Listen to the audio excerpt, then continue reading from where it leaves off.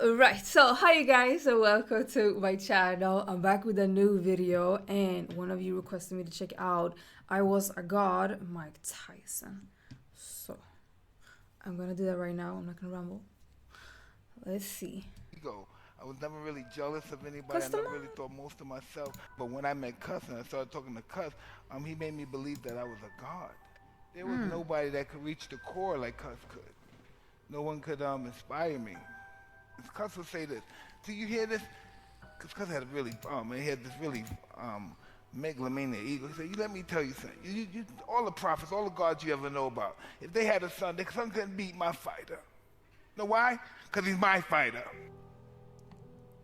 Wait. If they had a son, their son couldn't beat my fighter. Know why? Because he's my fighter. Cuz was an interesting guy. He had the concept of fear down to a science.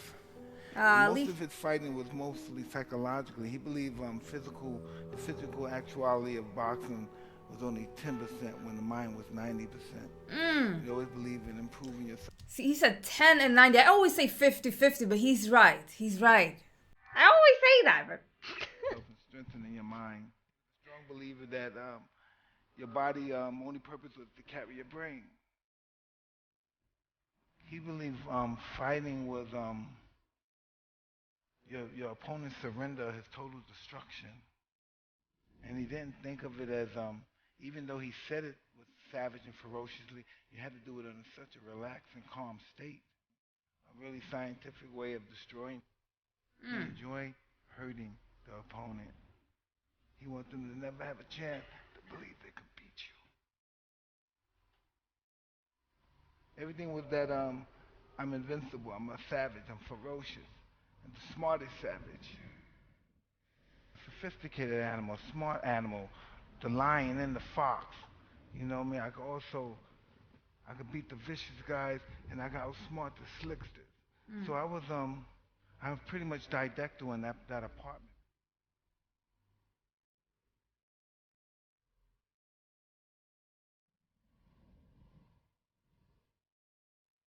that was not Spinks. Mostly books about war, Claude von Clausewitz. This is why Cuss read all those books. Cuss was pretty much of an intellect, but he was an intellectual and philosopher about war. And he thought fighting was a form of war.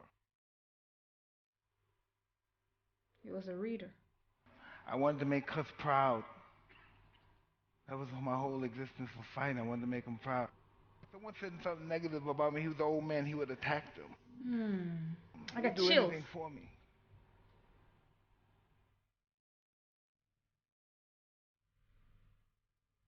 Well, the peekaboo is a really cruel style of boxing. It basically kept both your hands up, and it basically you twist at your waist and you move, and you come forward, make the guy miss, you counter punching. Pretty much, he really discovered it from karate. He watched karate people do it, and just move, get to one position, and punch with everything you got with bad and mean, ferocious intention.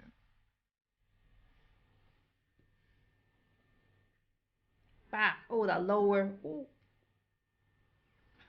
I love war. I love the act of war. I love the players in war. I love the philosophy of war.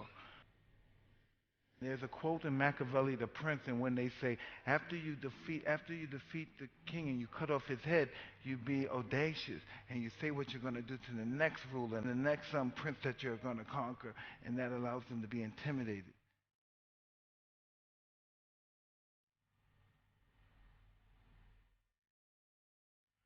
Yeah, this is the moment I knew I wanted to be a fighter. Watching two masters fight. After watching these guys, I knew. They were fighting. They fought 15 rounds, and it was a war, but none of them had a mark on their face. But it was a hard fight, but nobody had a mark on their face. They're master technicians. He was a street fighter like me. He was cruel and mean. I never looked at I respected Ali and I worshipped Ali, but he was very tall and very handsome. I was very short and not so handsome. And he was very I don't know, I mean, articulate, and I spoke with a lisp. And I didn't relate to two besides we were black. Ali was a middle class kid. He had a mother and father that both worked. My mother and father was in the sex industry. So and Roberta, the grandmother, was pretty much, out there as well. And so I related to that. Mm. And I didn't have to change. I didn't have to change my diction. I didn't have to learn how to talk um, polite. I didn't have to be nice. I didn't have to. I didn't have to have a proper linguistic skill. And so, if he could be accepted and be worshipped that way, I thought I would be able to as well. Mm. I got goosebumps He, all over after my that body. fight, he pushed Lynn. He went to some other guy and he told him to suck his balls. You have to understand, I'm 14. I'm only 14 years old when these guys fought. This is 1980, so I'm 14 years old, and I just thought that was the most remarkable person in the world. Oh, wow. I was born with great perception. If it came from my street life, from being locked up for stealing and facing unbelievable odds as a young kid, I had great perception. And once I watched these guys fight, I just knew it was a matter of time, but I knew my time would soon come. Reggie Gross is a real tough guy. He's a spoiler. He beat a lot of undefeated fighters. And everybody thought he was going to go at least 10 rounds with me and give me a tough fight. I have to move my hand. I have to be very elusive. And I know I want to hurt him desperately. I want to dismantle him. Watch this. Watch my head.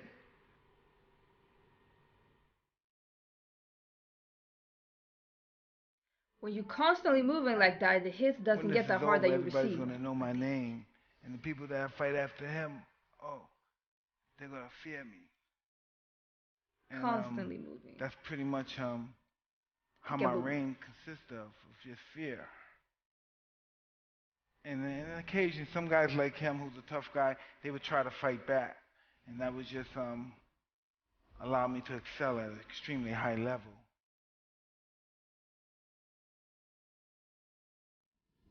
I never wanted to be obscure. I was born in obscurity, and I never wanted to deal with that again.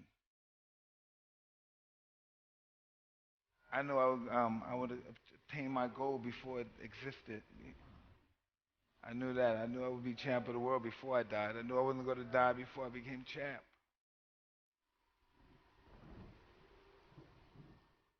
that was not I was just Spinks in the disappointed beginning. that I didn't kill them back then. That was just my main objective because I wanted to succeed so bad, and I was failed, and the fear of not succeeding was worse than dying. So I just wanted to make sure they never got up. Our world was winning and beating people and looking spectacular doing it. It wasn't about anything. Our whole life wasn't about making money, wasn't about being rich, and nobody on the planet could beat us. That was everything. My whole life, he said, best fight in the world, best fight in the world. There's nobody on the planet that could beat me. I could beat anybody on the planet in a fair fight, and that's what I always believed. How many people on this planet? I said, what, around 5 billion people, 6 billion? I said I could beat every one of them in a fair fight.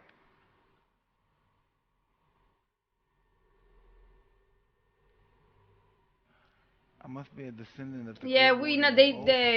we not trying to see Don King in the picture. Ugh. All the gods of war because I'm winning with the most simplest of ease. How could these guys even dare fight me? I must be ordained by God.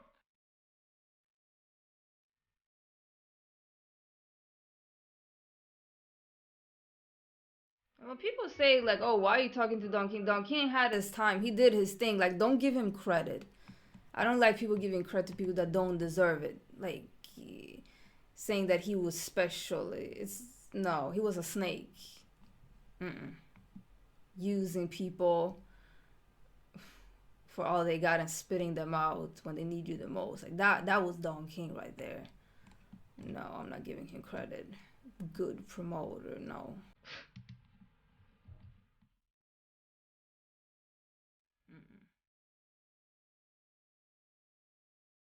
Dying is just as glorious as living when you really think about it, because you couldn't have a life if you didn't have death, and you couldn't have death without life. So how could death be less glorious than life? They're both intertwined with one another. Mm. Now, it was a beautiful video. I feel like The war, because I'm just not trying to say Donkey. I feel like he's using a lot of metaphors when he's using the word war and stuff. And you can tell with Costamaro the impact he had on him psychologically that he carries with him. It's very deep. But yeah, I really felt what he said with the comparison with Ali. I have so much, respect for Ali. But Mike is my favorite. And yeah, just when he brought the difference and stuff, it gives me chills. People usually don't, like, for the image and media and stuff, they would rather have a clean cut person. So someone like Mike is so important for so many of us who might not have come from, the best of environments and situations. And, see him, people who don't understand, they just take people like that literal, which means that what they act and do and just judge them upon that. But it's so much more to it, so much deeper, and so much that they give to people that might not have seen them be able to do that, if that makes any sense. But I'm gonna stop rambling. Beautiful video. Thank you guys for requesting it. I really liked it. I kept my tears though. It was close. It was close. But yeah, appreciate you guys watching. Like, comment, subscribe, all of this stuff if you enjoyed. And hopefully I see you in another video. Appreciate you watching. Bye.